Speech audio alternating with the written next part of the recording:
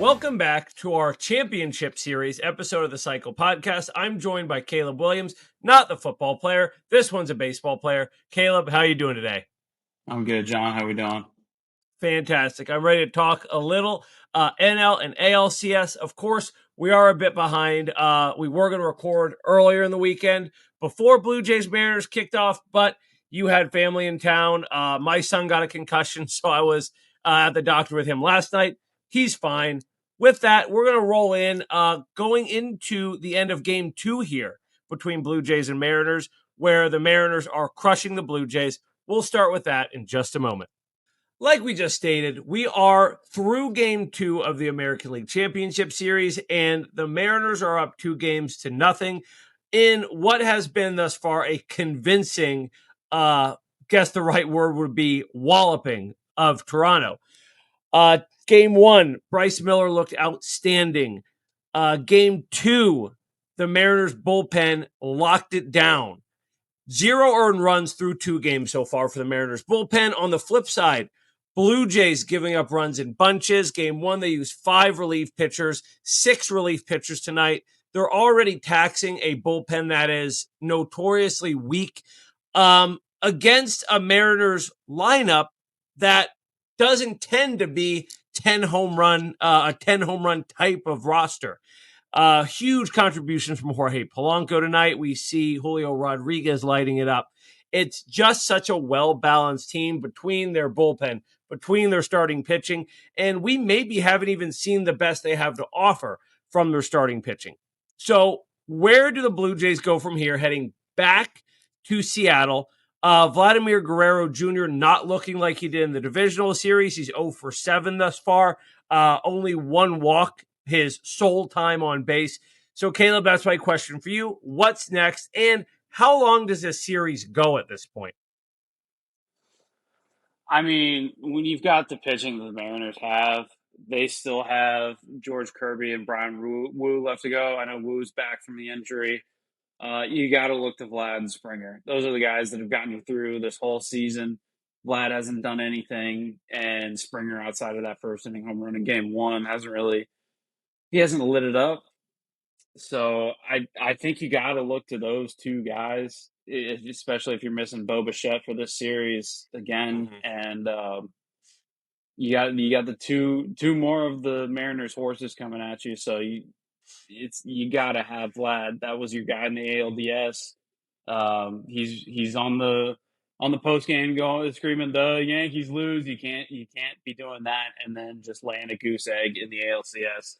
It all relies on Vlad, and you got to see more from Springer. Yeah, so if we are to see Kirby, Wu, Castillo in the next 3 games, can the Blue Jays, of course they can, do the Blue Jays push it past game 5 even? Is this a 4-game series, a 5-game series, or do we see a little bit of a bounce back, maybe make this thing 6 or 7? I'll let you have the final word on that. I mean, you're going into a pitcher's park. I forget what it's called. Is it still Safeco? Safeco. The Mariners Stadium is notorious for holding in the home run ball, especially with right-handed hitters. So I with the Blue Jays team that's really relied on the home run ball a lot this season and this postseason, you kind of don't like the Blue Jays' chances, especially with 3 more Mariners horses going, and the Mariners being able to figure it out and generate offense the way they do at their home park. You got Cal Raleigh who can put the ball out at any park. So I don't love the Blue Jays' odds going down 2-0, especially in such convincing fashion. You can never count them out, but I don't feel great about their chances being such a home run heavy team going into the Mariners ballpark. Yeah, especially with the Mariners bullpen has not been taxed by any sense of the imagination. They've got the day off tomorrow, and let's say one of their studs in the starting rotation has to only go 2-3 innings, get banged around a little bit. Mariners still have a shot in that game versus the Blue Jays. If they have a starter get knocked out early, you're looking at rotating through a lot of very mediocre relief arms. I think the Blue Jays take 1 in Seattle. I think this one ends in 5 games, and the Mariners advance to the World Series. And we'll make our prediction for who they're going to play in our next segment. On the other side of the bracket, we have the Milwaukee Brewers currently going up against the Los Angeles Dodgers. As it stands, we are, hold on, we are 1-0. We got a Freddie Freeman home run just now in the top of the 6th. So 1-0 in favor of the Dodgers. I, however, am still picking the Brewers to win this series. We've already seen through this game their ability to keep the Dodgers offense in check. Unfortunately, they haven't done what they've done well throughout the season, which is string together hits and manufacture runs. However, watching the last series, just the dominance of their bullpen against the Chicago Cubs, a masterclass in pitching staff utilization in Game 5, where they went Trevor Meagle into Jacob Mizorowski, into Chad Patrick and Abner Uribe, and really just slammed the door on the Cubs. I think that's sort of a preview for what we can expect from their pitching staff in this game or in this series. I love Bryce Trang. I love Jackson Chourio. I like the veterans, Contreras and Yelich, that squad has.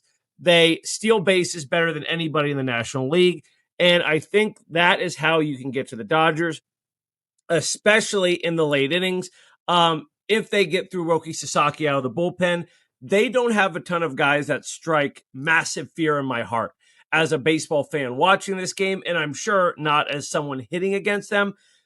I can see the Brewers scoring a lot of runs late in games once they get past the Snells and the Yamamotos and Otanis, and especially if they can work that pitch count, which they've done well this season, drawing walks at a high rate. So, Caleb, I'll go to your reaction. What are your predictions? Doesn't necessarily have to be the whole series. What do you see as the keys that could swing this one way or another? And if you want to pick a winner of this series and a number of games, I'll allow you to do that as well. Yeah, I think if you're forcing me to pick a winner, I'm gonna pick the Dodgers just because of the pure firepower of that rotation, that lineup. Um, but I see a lane, multiple lanes where the Brewers can pull this out and maybe not even have to go to 7. Um, a big thing in the postseason is the bullpen. Your pitching in general. The Brewers have a clear advantage over the Dodgers in the bullpen. You mentioned Uribe, Meagle. They have a couple more guys, Patrick, that can really shove it. And you saw the Phillies kind of took care of them, at least offensively. I believe the Dodgers hit under 200 in the NLDS against the Phillies. So what you really want to see is that homegrown pitching staff the Dodgers have and their ability to get past the Dodgers rotation, work at bats, because the Dodgers bullpen surprisingly isn't great.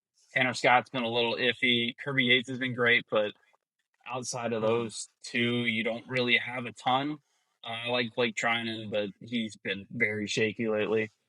So I think you got to really rely on that pesky Brewers offense to get to the Yamamotos, the Snells, the Glasnows, the Otanis, all those guys, and really just dig into the Dodgers bullpen, because I think that's going to be the key to beating the Dodgers. That's their kryptonite is making the bullpen get outs for them.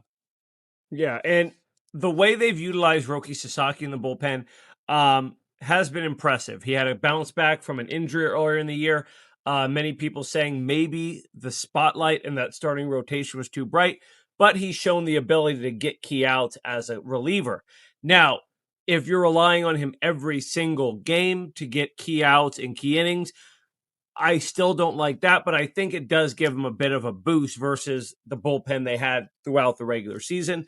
But like you said, Brewers are a pesky team, and I can see this being a series where both of their strengths play, where the Brewers' utilization of that bullpen, their ability to string hits together, wins them a handful of games. I can then see the Dodgers and their power in that top to bottom stacked lineup putting up some big numbers in a few games, and this one going 6 or 7 pretty much either way. I don't see either team making this a quick series. And we will see throughout the week. Like I said, Dodgers up 1-0 right now. Runner on first with 1 out. Chad Patrick on the mound. So we're going to see a test of that bullpen's ability to get out of tight spots right here in Game 1. And When we come back with our next segment, we'll be talking the hottest players of the division series. We are running out of time, unfortunately. With our third segment tonight, we're going to be touching on the hottest players of the divisional series. And I think the pretty obvious one that I'm taking is Vladimir Guerrero Jr. Like we said earlier, has not continued that into the championship series, but against the Yankees, 9 for 17 with 3 home runs, 9 RBIs, and 1 grand slam, in what is going to be another massive moment in Blue Jays postseason lore. Of course, not quite on the level of the Joe Carter walk-off, but in terms of the Jose Bautista bat flip they show regularly, I think Vladimir Guerrero has cemented his place in that Blue Jays postseason lore. It was a hell of a performance top to bottom. I almost went with Roki Sasaki for like I just said, how he performed out of the bullpen for the Dodgers. But you have Vladimir Guerrero Jr.'s teammate, I believe, as your who's hot. Yeah, I want to give a quick shout out to Jorge Polanco. He's doing the damn thing in the ALCS right now, but 2 homers off of Tariq Skubal in the DS should not go unmentioned. But yeah, I'm going with Ernie Clement. He hit 643 in the ALDS against the Yankees. That's David Ortiz in the World Series kind of numbers. 1554 OPS. He had the big homer, the big two, I can't remember if it's 2 or 3 run homer in the first inning of game 2. But the dude had 9 hits in a 4-game series, a double, a homer, 5 RBIs. That's not a name that you really feel like you rely on in that Blue Jays lineup. Mm-hmm. But it was really cool to see like a smaller guy like that just put up the kind of numbers that he did. Yeah, but in a series like that, you need those contributions from guys who are often overlooked, like you just mentioned with Jorge Polanco.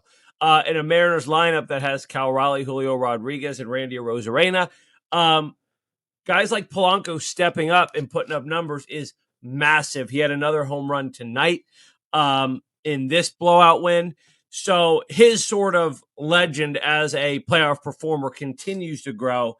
And I'm hoping by the end of the series, I can pick him as my who's hot because he's been one of my favorite players going back to his time with the Twins. I would like to throw out a quick question. In this game we're watching right now, Dodgers, Brewers, in this series, who do you see as the biggest key for whichever team's going to win? And we'll use that as sort of a pseudo prediction for the series. You already went with the Dodgers. I went with the Milwaukee Brewers. At the time we have left, I'd like to pick a biggest performer of this series in particular. Well, that kind of fed into my who's hot of the NLDS. I'm going with Andrew Vaughn of the Brewers. I'm still a gun to my head picking the Dodgers for the series, but the biggest key to this series for the Brewers is Andrew Vaughn. He had the big swing in the decisive game 5 against the Cubs. Had another home run in that series. He had a 12 or 1126 OPS. Sorry, in the NLDS against the Cubs. 4 RBIs, drew 3 walks. He's one of those guys that. I mean, you picked him up from the lowly White Sox, big name prospect coming out of the draft. He's clearly got the power profile. So I think if you can keep his bat going against the Dodgers, that is a huge contribution for the Brewers. Yeah. I would go same team. I would take Bryce Terang, particularly for what he did in the month of August when Jackson Chourio was on the IL. He was August Player of the Month. And the Brewers don't necessarily have that household name offensive workhorse like the Ohtani, like an Aaron Judge. But what they have is a lot of solid role players.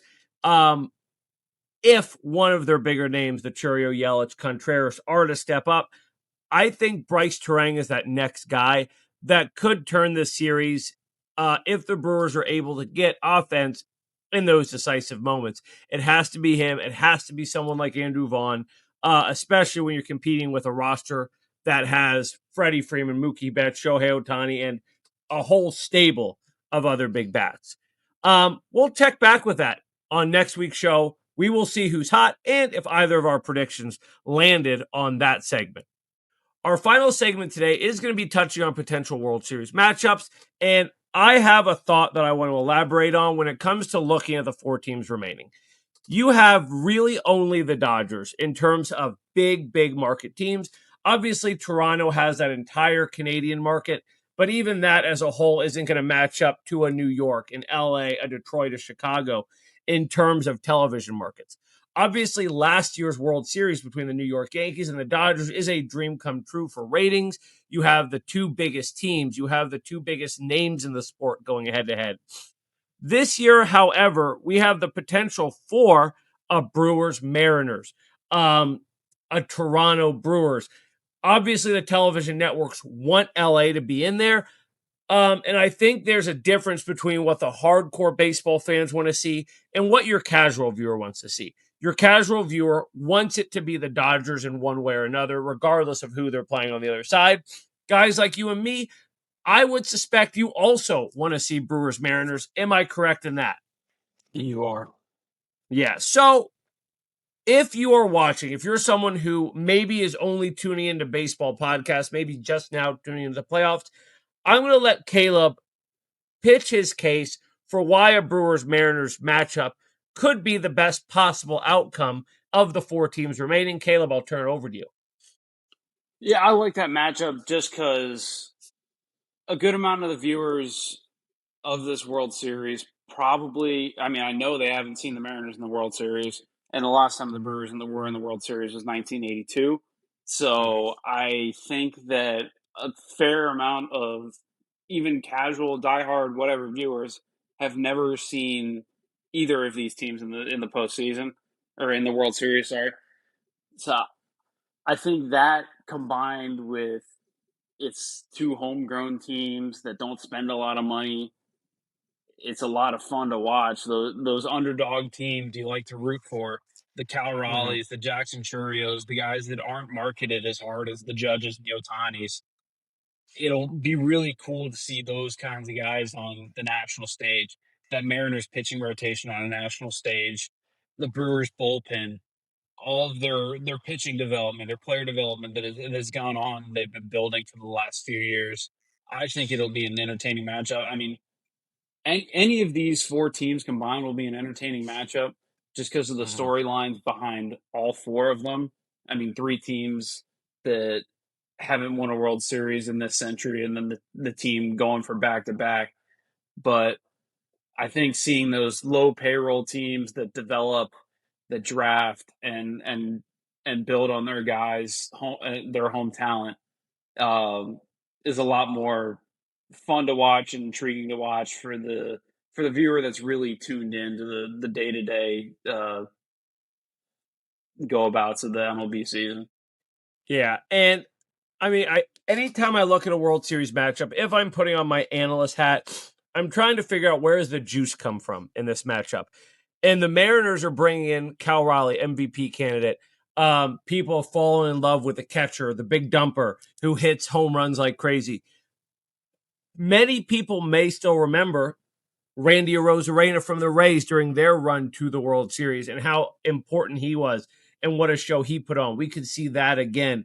Julio Rodriguez, very good looking dude, fast, plays the outfield well, showboats like crazy, which people may not know if they're not watching the Mariners on a day-to-day basis. On the other side, you're either going to have the Ohtani, Freeman, Mookie Betts, Snells, a whole stable of big-name guys, or you're going to have another team that's never won a World Series that has guys like 21-year-old Jackson Chourio leading the way, former MVP Christian Yelich.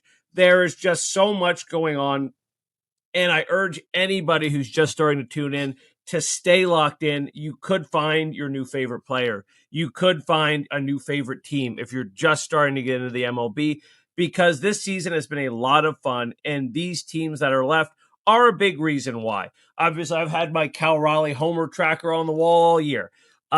Before this year, he was a guy I wasn't tuned into, even as a hardcore baseball fan. Now he's become one of my guys. So hopefully they keep rolling. I'd love to see the Brewers make it. But if it is the Dodgers, Then we're going to get a Mariners Dodgers World Series. Everything big happened out on the West Coast, but so many names that people need to know coming into that matchup. So with that, Caleb, I really appreciate you jumping on tonight. Josh has been feeling a little under the weather. My normal co-host that you guys are used to seeing, he will be back to preview the World Series. And again, if the World Series goes deep, we'll run another episode going into Game 7 or so. So, Caleb, anything else you want to say to the fans before we get out of here? I just want to say, let's go Mariners. That's what I'm hoping for. Let's have And let's have an electric World Series. Yeah, I'll finish with let's go Brewers.